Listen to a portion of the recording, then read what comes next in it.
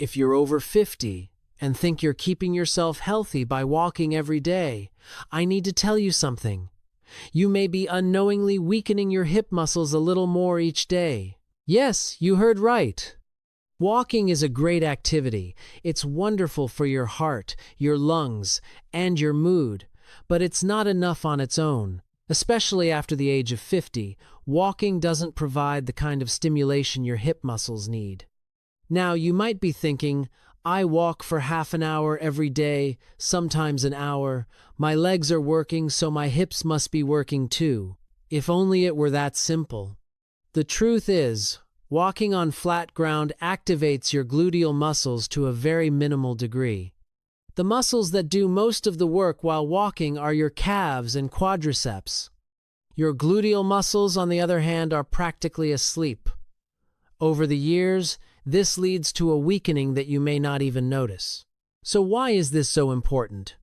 Because weak gluteal muscles are not just a matter of appearance. Back pain, balance problems, the risk of falling, and even your ability to move independently are directly linked to these muscles. Struggling to climb stairs, feeling like you need to use your hands to get up from a chair, not feeling confident about your balance while walking. These are all often signs of your gluteal muscles silently weakening. And most importantly, it is possible to reverse this situation, no matter your age. I want to share a few scientific facts with you.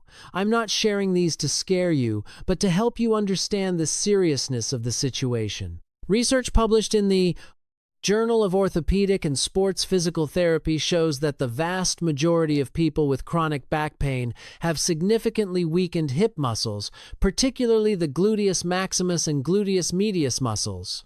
When these muscles weaken, the back muscles have to take over their job, and the back muscles are not designed for this load.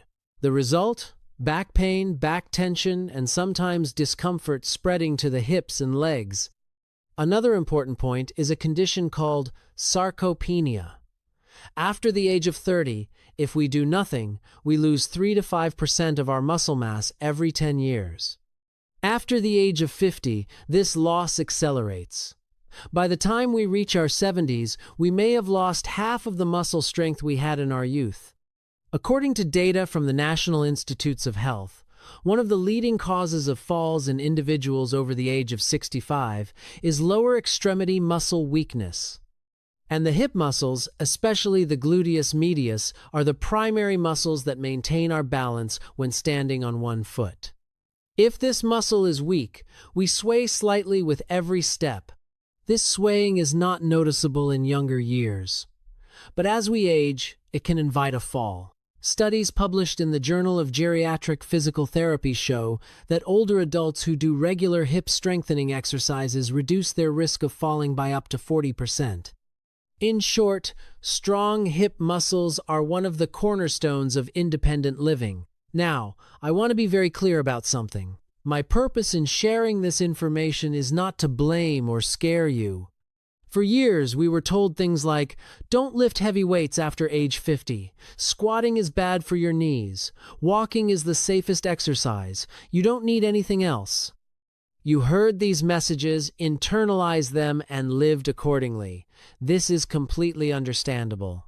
But we now know these messages were incomplete. In the name of safety, we avoided giving our bodies the stimuli they needed. And this avoidance, paradoxically, made us more fragile. The good news is, it's never too late to change this. Research shows that even individuals in their 80s can gain muscle mass and strength with regular resistance training. The body responds to the right stimulus, regardless of age.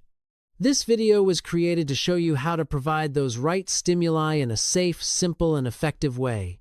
5 exercises approved by physical therapists, backed by scientific research, and designed with individuals over 50 in mind. If you're ready, let's begin. We'll start with the 5th exercise. This movement is called the standing hip extension or glute kickback. Do you know when you perform this movement in your daily life? Every time you take a step while walking, you perform a small version of this movement as your leg is pushed backward. It comes into play when climbing stairs, stepping over an obstacle, or even putting on your shoes. This exercise specifically targets the gluteus maximus muscle. The gluteus maximus is the largest muscle in our body and the main power source of the hips. When this muscle is strong, the load on your lumbar vertebrae decreases, your gait becomes more stable, and getting up from a chair becomes easier. Studies published in the Archives of Physical Medicine and Rehabilitation show that this type of hip extension exercise reduces pain levels and increases functional capacity in patients with back pain. So how do you do it? Start by holding onto the back of a chair or a wall lightly. Gently tighten your abdominal muscles. Lift one leg backward in a controlled manner, keeping your knee slightly bent. Be careful not to move your lower back. The movement should come from the hip, not the lower back. You should feel your hip muscle tighten as you lift your leg backward. Slowly return to the starting position. My recommendations for those over 50 are as follows. Do 8 to 12 repetitions for each leg. 2 sets are sufficient. If you have balance issues, be sure to hold on to a support. Keep the movements small and controlled. Don't try to make big movements. Aim for quality, felt repetitions. Know that every time you do this movement, your walking will become stronger and safer. Our fourth exercise is seated hip abduction. Where do you use this movement in daily life? When you step out of a car and spread your legs to the side, when you get out of bed and slide your legs to the edge of the bed, or even just when you stand and maintain your balance, this muscle is working. This exercise targets the gluteus medius muscle. The gluteus medius is located on the side of the hip and is perhaps the most neglected muscle. But it is the most critical muscle for your balance. When you stand on one foot, the gluteus medius works to prevent your hip from dropping. If this muscle is weak, your hip will drop slightly with each step as you walk. This is called Trendelenburg gait and significantly increases the risk of falling. Studies published in the Journal of Strength and Conditioning Research have shown that banded hip abduction exercises are extremely effective in increasing gluteus medius activation. They have been found to improve balance and walking quality, especially in older individuals. How to do it? Sit on a sturdy chair. Place a resistance band just above your knees, on the lower thighs. Keep your feet flat on the floor, shoulder width apart. Slightly tighten your abdominal muscles and keep your back straight. Open your knees outward against the band. You should feel a squeeze on the sides of your hips as you do this movement. Return to the starting position in a controlled manner. My recommendations for those over 50. Do 12 to 15 repetitions. Do 2 to 3 sets. Start with a light resistance band. If you don't have a band, you can place your hands on the outside of your knees to create resistance. Don't rush. Feel your glute muscles working with each repetition. This movement will activate your gluteus medius muscle, the silent hero of your balance. Before we move on to the third exercise, I want to share something with you. While watching this video, you're probably thinking about which of these movements you can do comfortably and which ones will be difficult for you. Maybe you're thinking, I can't do this. Or maybe you're thinking, this is too easy for me. I want to ask you a question. Which movement do you find most difficult in your daily life right now? Is it climbing stairs? Getting up from a chair? Back pain after walking for a long time? Write your comments. I'm really curious. Because everyone's body is different, everyone has different strengths and weaknesses. Your comments will help me decide what to focus on in my next videos and will also inspire others watching this video. Reading someone else's comment and thinking, I have the same problem, I'm not alone, is very valuable. Now let's move on to our third exercise. Third on the list is the glute bridge. This is probably one of the most well-known and effective hip strengthening exercises. When do you use this movement in your daily life? When getting out of bed, standing up from a chair, picking something up from the floor, or even walking, the movement pattern of the glute bridge comes into play. This exercise intensely works the gluteus maximus. It also activates the hamstring muscles and lumbar stabilizers.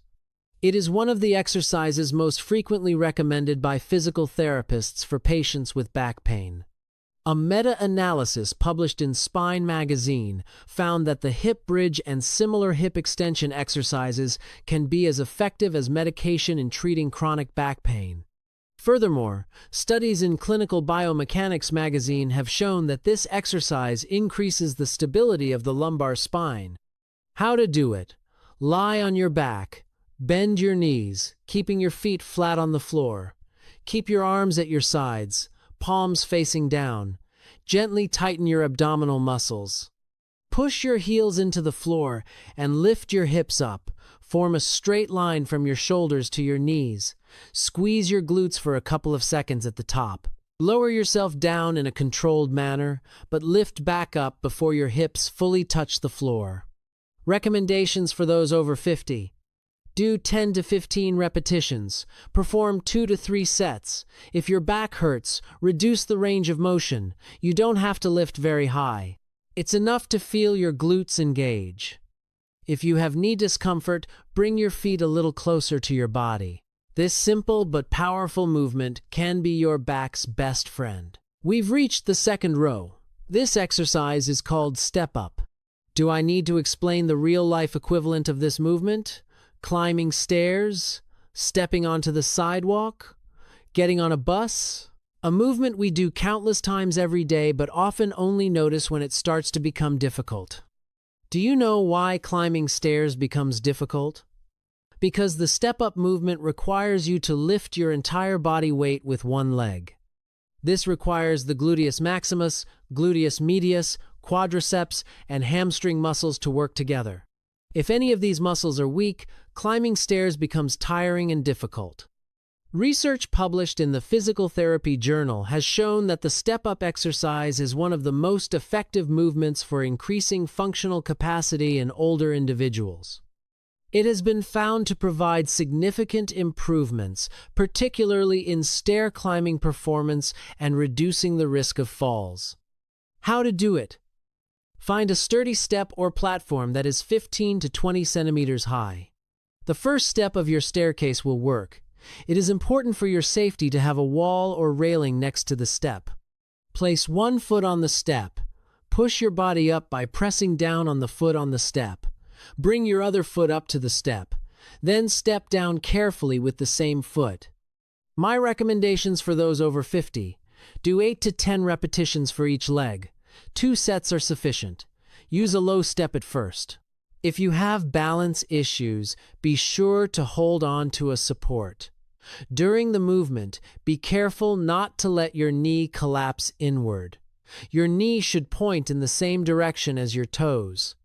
These steps, which may seem difficult today, can help you climb your stairs more confidently in a few weeks. And we've reached the first position. This exercise is a single-leg squat, known as a split squat in English. Why is this movement first? Because exercises that work on one leg are the most effective way to protect our muscles against imbalances. Most of us have one leg that is stronger than the other. In double leg exercises, the strong leg takes over the work of the weak leg, and this imbalance gradually increases. The split squat solves this problem. Where do you use this movement in daily life? When walking, you actually do a small split squat with every step. When bending over to pick something up, going downstairs, overcoming an obstacle. Being strong on one leg is the basis of independent movement. Studies published in the Journal of Aging and Physical Activity have shown that single-leg exercises are more effective than double-leg exercises in improving balance and functional independence in older adults.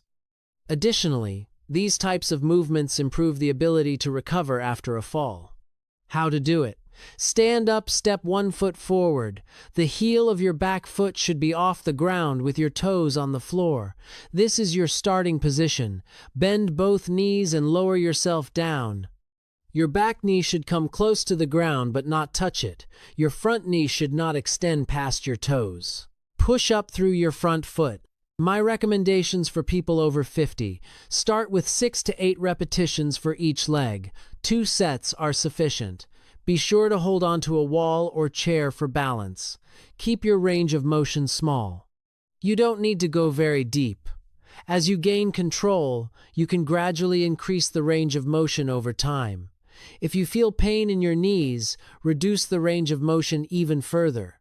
This exercise may be challenging, but each repetition reduces the strength imbalance between your legs and builds a stronger foundation. Now, let's pause for a moment and consider what these 5 exercises offer you.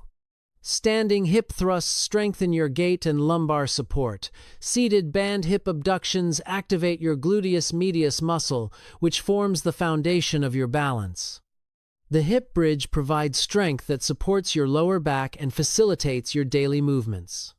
Step-ups make stairs and high curbs easier again, and single-leg squats strengthen both legs equally, eliminating imbalances. 5 exercises, each backed by scientific research, each adaptable for individuals over 50, and all serving a single purpose: a stronger, more balanced, more independent life.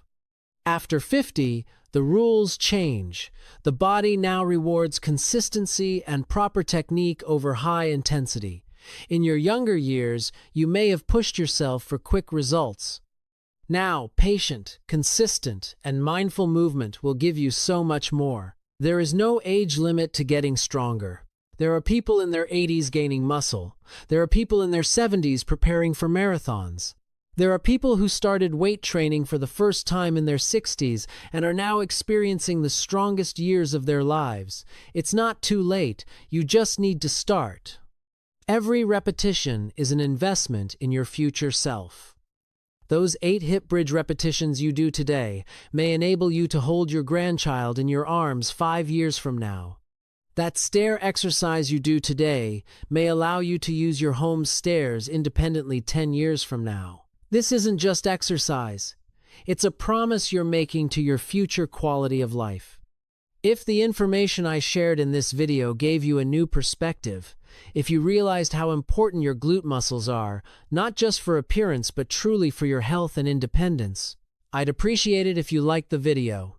This request isn't just for me. Every like, every comment helps this kind of content reach more people. There are thousands of people in their 50s, 60s, and 70s who are afraid to move, who think it's too late now, but who actually just need the right information. Your like could help one of those people find this video. And if you want to see more of this kind of content, if you want to learn about safe exercises, health for those over 50, and independent and active living, consider subscribing to the channel. Here, I regularly share understandable and practical content that adapts scientific knowledge to everyday life. Finally, share this video with a friend or family member who you think might find it useful. Maybe your mother, father, or a neighbor. Sometimes people just need someone to send them the link to access that information. I'll be here to meet you again in the next video. Remember, movement is life, and it's never too late to live. Take care of yourself,